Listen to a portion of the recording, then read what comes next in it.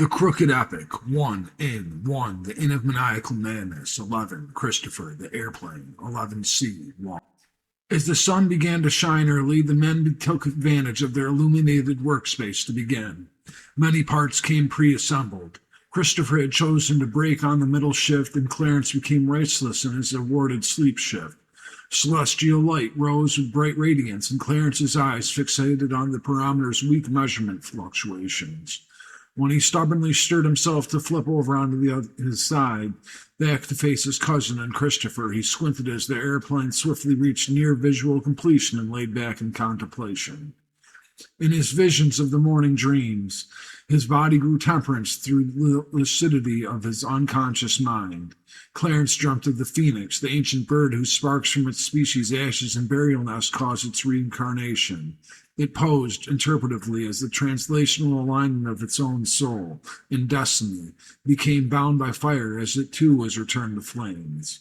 Meanwhile, the alike aspirations of the group were sacrificed in eternal immortal fear and universal independence for instinctive survival to influential energy and effectual interdependency with this bizarre world of Earth's infinite source within.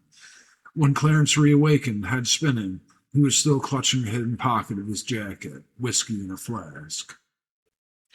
It took half a week to finish assembling the pieces of the aircraft, while Christopher perseverated even a chance of finding his son again. The team of 3 men returned to the cave and to the house in Weir often. Throughout each of the following 3 days until Saturday, they ate potatoes in the Weir kitchen, while 2 would construct the crates which they lowered in the cave's pit and dragged through the tunnels to Hob. They slept in rotation while the plane lay unattended. It was tiring work, but on Saturday they were finished. By 11 o'clock, the team had finished their airplane, completed final preparations, taken time to eat, and packed their campsite. They were ready to make their first flight attempt. Christopher had seen the roads in Hob and had assumed a takeoff would be feasible from the roadside, so they had positioned their plane construction within a short distance of the long road which led to the city. They used 3 long knives to cut down a wide path through the grass almost between the plane and the road and made a runway quickly before noon. Christopher ran to the corner of the field and checked the road and area where the church had been. The Hills hopped into the airplane after checking the electronics on board. Christopher Good came back to the campsite and walked alongside as the pilots drove the plane across the field.